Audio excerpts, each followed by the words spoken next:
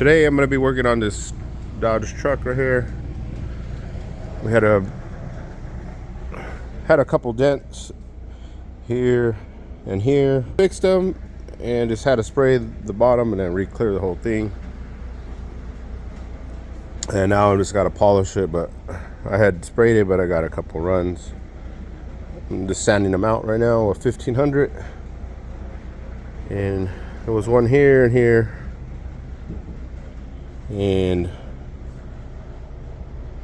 we got one right here too. Well, but they're not too bad, so I could block them out. Yeah, so I just gotta sand that, then sand the whole thing, and then get it polished. And after that, just wash it up and should be ready to go.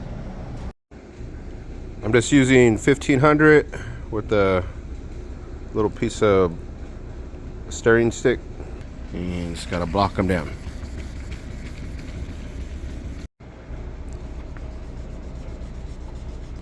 I'm gonna polish it right now. We just got 3M compound, and we're gonna use DeWalt with the wool pad.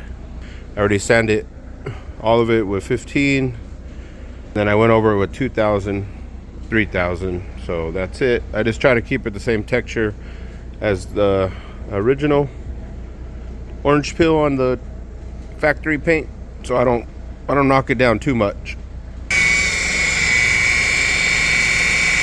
I finished that first stage. Now I got the foam pad.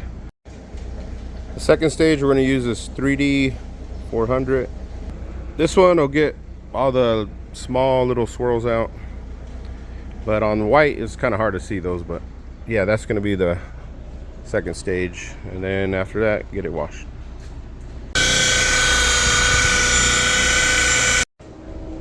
Put the light back on.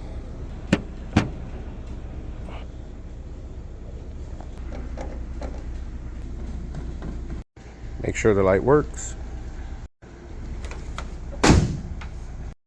Got to get this cover on.